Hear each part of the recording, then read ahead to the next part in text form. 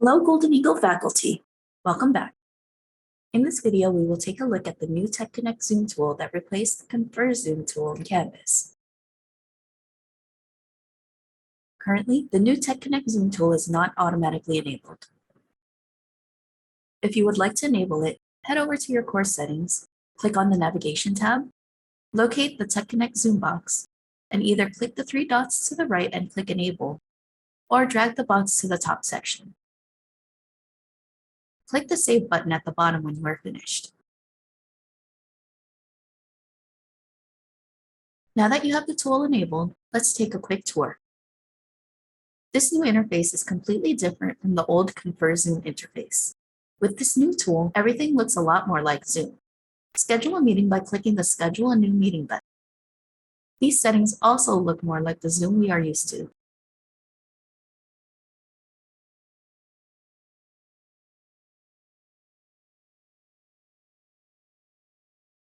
The tool requires you to have at least one security setting enabled in order to schedule a meeting.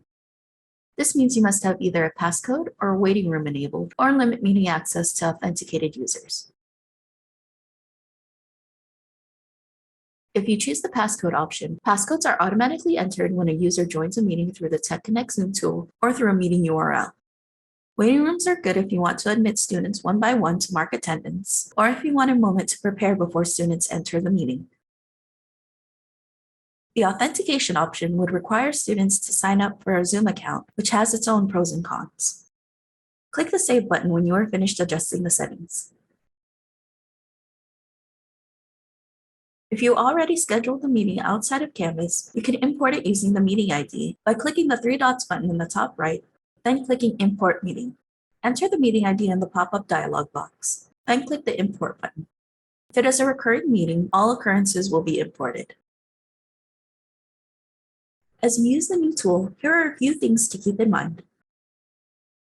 Number 1, although not directly related to the TechConnect Zoom tool, it is important to remember that all Zoom settings reset when we move to the new Sum account, so you will have to re-enable certain features like polls and breakout rooms. Number 2, there are more ways to access a Canvas Zoom meeting.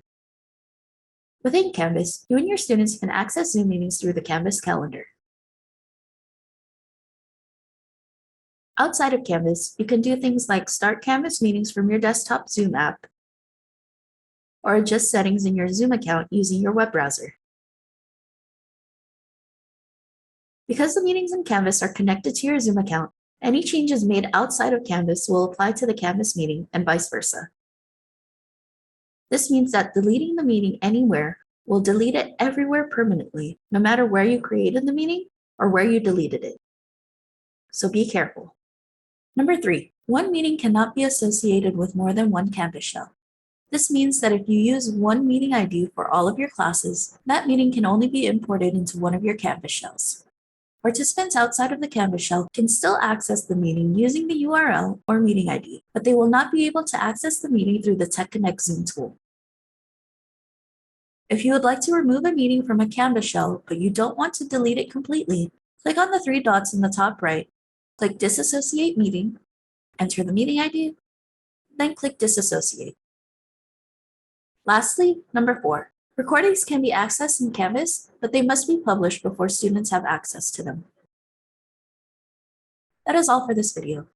If you have any questions or have any issues using the TechConnect Zoom tool, you can reach me at 559-925-3328 or at wluangelis@whccd.edu. Thank you for watching.